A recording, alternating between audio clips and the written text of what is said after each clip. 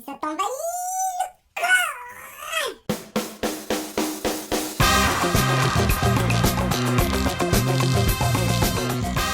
Premier émoi, premier amour, première expérience sexuelle, l'adolescence marque l'entrée dans la sexualité. T'en avais pas dit qu'on devait parler cul aujourd'hui? Donc sachez que dans cette vidéo, il n'y aura pas des mots doux, il n'y aura pas des mots tendres. Donc si tu es mineur et que tu regardes cette vidéo, sache que elle peut te choquer. J'ai dit que je mâcherais pas mes mots dans ma vidéo de présentation, ça va être le cas aujourd'hui. Donc du coup, pas d'entrée douce, on va taper dans le fond directement. On a tous connu plus ou moins les hormones en pleine effervescence. Quand nous étions ados, ça se résume à deux choses: bander et se masturber. Pour être honnête, le sexe dans la tête d'un adolescent, ça occupe 80%.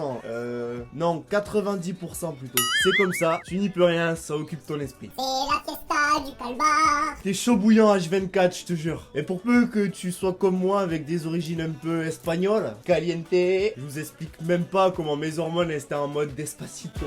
Un peu avant l'heure, je l'avoue, bordel. Est-ce que tu vois un peu le genre ou pas? Car oui, si tu as des origines espagnoles, comme moi, tu as le sang chaud bouillant. Alors on va dire que tout est multiplié par 100 quand même. Sachez que pour les femmes, je ne me prononcerai pas aujourd'hui, simplement car j'en sais rien de ce que ça fait d'être adolescente avec les hormones en feu. Du coup, j'ai pas fait de sondage et donc du coup, je suis un mec quoi. Ouais, c'est bon. Alors déjà, ce que je peux te dire, c'est que quand t'es adolescent et quand t'es un mec, tu bandes pour tout et n'importe quoi. Et à n'importe quel endroit en plus. Tu peux te retrouver en cours d'histoire géo et bandé, mon gars. En plus que ta prof, elle est pas forcément jolie. Ce qu'elle te dit, ça te fait chier. Elle est en train de te parler de la Seconde Guerre mondiale et toi, t'as le drapeau qui se hisse. Pire, c'est quand ça te réveille pendant le cours. Du coup, tu piques du nez parce que ça t'intéresse pas du tout. Et là, moi, tu vas faller comme ça, là. Et puis d'un coup, paf!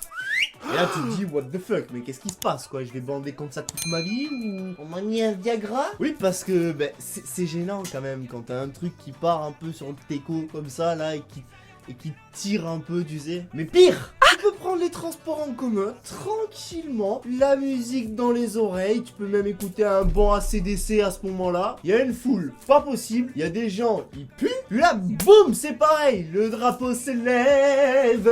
Puis là, ce qui est encore plus bizarre, c'est que t'as une question qui arrive, un peu bizarre, certes, mais totalement humaine. Donc si toi aussi tu te poses la question, c'est normal, ne t'en fais pas. Et là dans ta tête c'est: mais est-ce que tout le monde bande dans ce bus? T'imagines un peu ou pas? Est-ce que tout le monde a une putain d'érection juste en prenant les transports en commun? Parce que si c'est le cas, tu te retrouves dans un bus bondé de monde et en fait tout le monde qui est en train de bander quoi. C'est quand même beaucoup de lever de drapeau tout ça. Et là tu te dis putain mais c'est la saison du butinage ou comment ça se passe? Et pour en revenir au cours, oui il y a un cours où tu peux aussi encore plus te poser de questions si ça t'arrive. Je m'explique. T'es là tranquille, t'arrives dans ton cours de musique. La prof elle te dit sortez vos flûtes. Alors là tu commences à te taper un petit au clair de la lune. Je rappelle que quand t'as une flûte dans les mains c'est à peu près cette position que tu as. Là du coup, si t'as une érection, pour le coup, tu peux te poser encore plus de questions sur ta sexualité. Oui. Si ça t'envahit.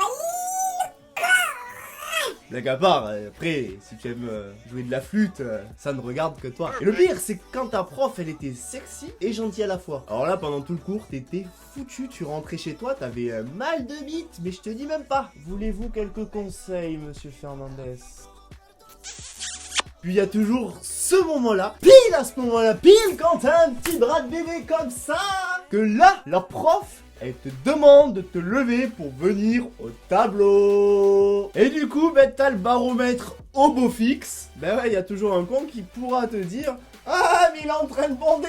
Avec le truc un peu chèvre, tu sais là. Prochaine matière dans laquelle tu peux avoir une érection en étant à l'école, c'est au sport. Tu peux avoir un putain de pic athlétique au sport. Et ouais, du coup je vous laisse imaginer comment on tape un 400 mètres avec un baromètre au beau fixe. Être ado après c'est pas facile franchement. Tu perçois les choses complètement différemment. Si tu es parent ou que tu vas l'être, essaie de te rappeler toi ce que tu as vécu auparavant pour ensuite préparer ton gosse à vivre à peu près la même chose ou voilà des expériences différentes mais qui resteront à peu près pareilles. Casser les tabous sexuels, franchement ça aide énormément. Après il se peut que des accidents arrivent, mais après ça c'est un autre sujet. Moi si j'ai un conseil à vous donner c'est les mecs, prenez votre temps. C'est pas un départ de course sportive, d'accord? T'es pas en mode ouais Ouais, pas du tout. Soit t'es prêt, soit t'es pas prêt à vivre quelque chose. Ne vous fiez pas non plus aux vidéos pornographiques, ça ne reflète pas la réalité. Communiquer avec votre partenaire, ça peut être un des meilleurs conseils que je peux vous donner. Et surtout, n'oubliez pas de respirer au risque de faire un faux départ. En tout cas, si tu es dans cette période-là, je te souhaite